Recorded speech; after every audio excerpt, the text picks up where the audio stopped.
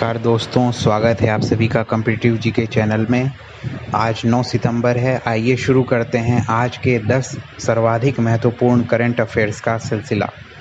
अभी हम आपको 10 महत्वपूर्ण करंट अफेयर्स के साथ साथ उनसे जुड़ी हुई कुछ महत्वपूर्ण जानकारियाँ भी देंगे, तो आप कृपया पूरे वीडियो को ज़रूर देखें। आज का हमारा पहला प्रश्न है, केंद्र सरकार ने महिलाओं को किस संस्थान में प्रवेश देने का निर्णय किया है? तो इसका राइट आंसर होगा राष्ट्रीय रक्षा अकादमी में केंद्र सरकार ने प्रवेश देने का महिलाओं को निर्णय लिया है। इससे पहले सुप्रीम कोर्ट ने केंद्र सरकार को कहा था कि इस बात पर विचार किया जाए कि एनडीए नेशनल डिफेंस एकेडमी राष्ट्रीय रक्षा अकादमी में महिलाओं को भी प्रवेश मिले। तो सरकार ने सुप्रीम कोर्ट को कहा है कि हाँ, हम तैयार हैं महिलाओं को भी इस संस्थान में प्रवेश देने के लिए। तो एक महत्वपूर्ण खबर हो जाती है, इसलिए इसे हम स्मृति में रखेंगे। आज का हमारा दूसरा प्रश्न है, वर्चुअल माध्यम से आयोजित किस सम्मेलन का विषय है? निरंतरता, समेकन और आम सहमति के लिए अंतर ब्रिक्स सहयोग। तो इसका राइट आंसर होगा ब्रिक्स। ब्रिक्स सम्मेलन जो आज से चालू है 5 देशों के साथ। किनके साथ? Brazil, Russia, India, China and South Africa. ये 5 देश ब्रिक्स के मेंबर हैं।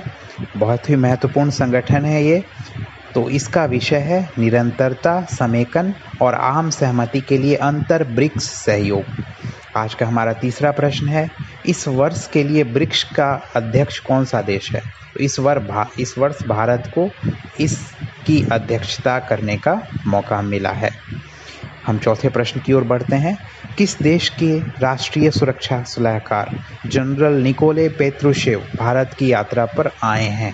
तो इसका राइट आंसर होगा रूस के राष्ट्रीय सुरक्षा सलाहकार जनरल निकोले पेत्रुशेव भारत की यात्रा पर आए हैं। अफगानिस्तान का अभी बहुत क्रिटिकल सिचुएशन चल रहा है, इसको देखते हुए इनकी भारत में यात्रा हुई है, भारत आए हैं, तो ये नाम महत्वपूर्ण हो जाता है।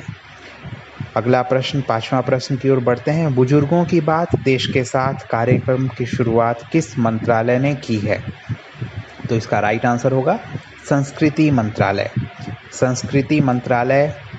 संस्कृति मंत्री जी किशन रेड्डी ने बुजुर्गों की बात देश के साथ इस कार्यक्रम की शुरुआत की है। और आज का हमारा छठा प्रश्न है, अफगानिस्तान में तालिबान द्वारा घोषित नई कार्यवाहक सरकार में कार्यवाहक प्रधानमंत्री कौन होंगे? तो इसका राइट आंसर हो जाता है मुल्ला हसन अखुंद। ये तालिबान द्वारा जो घोषित नई कार्यवाहक सरकार है अफगानिस्तान में, उसमें कार्यवाहक प्रधानमंत्री के रोल में दिखाई देंगे। साथ साथ हिब्तुल्ला अखुंदजादा जो है वो सरकार के प्रमुख रहेंगे। अमरुल्ला सालेह ये अफ़गानिस्तान के पहले उपराष्ट्रपति रहे। इन्होंने अपने आप को, जब अशरफ गनी देश छोड़कर चले गए, अपने आप को कार्यवाहक देश का राष्ट्रपति घोषित किया था, लेकिन तालिबान ने जब से सरकार बनाई है तो इन्होंने अपनी सरकार के मुख्य को घोषित कर दिया है। और सिराजुद्दीन हक्कानी, इन्हें अफ़गानिस्तान का नया गृह मंत्री नियुक्त किया गया है।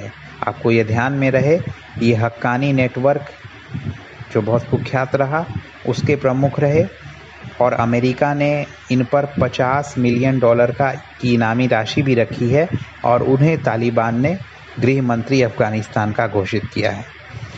आज के 7वें प्रश्न की ओर बढ़ते हैं, किस बैंक ने राष्ट्रीय लघु उद्योग संघ के साथ समझौता ज्ञापन पर हस्ताक्षर किया है? तो इसका राइट आंसर होगा HDFC बैंक। ये क्या करेंगे?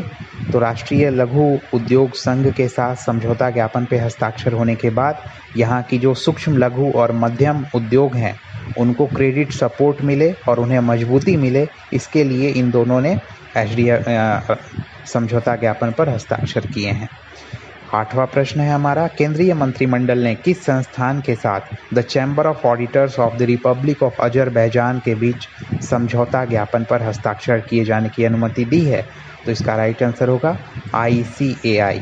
और ये जो केंद्रीय मंत्रिमंडल की बैठक हुई, इसकी अध्यक्षता स्वयं प्रधानमंत्री नरेंद्र मोदी ने की है, इसलिए ये क्वेश्चन इम्पोर्टेंट हो जाता है और ये समझौता बहुत अधिक इम्पोर्टेंट हो जाता है। किसके साथ हुआ है? ICAI का, institute of chartered accountants of India, the chamber of auditors of the Republic of Azerbaijan के साथ हुआ है। अजरबैजान एक देश है, उसके चैम्बर ऑफ ऑडिटर्स के साथ ये हुआ है। आज का 9वां प्रश्न है, किस देश के साथ समझौते के तहत भारत के नागरिकों को उस देश में काम करने के लिए रखा जा सकेगा? तो ये पुर्तगाल के साथ समझौता हुआ है। अभी जो भारत में कोरोना महामारी के कारण बहुत सारे कामगार और मिडल ईस्ट में जो समस्याएं चल रही है, बहुत सारे कामगार भारत में जिन्हें काम नहीं मिल पा रहा है, तो पुर्तगाल के साथ समझौता हुआ है, जिसके तहत यहाँ के नागरिक वहाँ जाकर काम कर सकेंगे। आज का हमारा 10वां और अंतिम प्रश्न है, स्वच्छ भारत मिशन चरण 2 के तहत कौन सा सर्वेक्षण लॉन्च किया गया? ये आज ही लॉन्च किया गया है, तो इसका राइट आंसर होगा स्वच्छ सर्वेक्षण ग्रामीण 2021।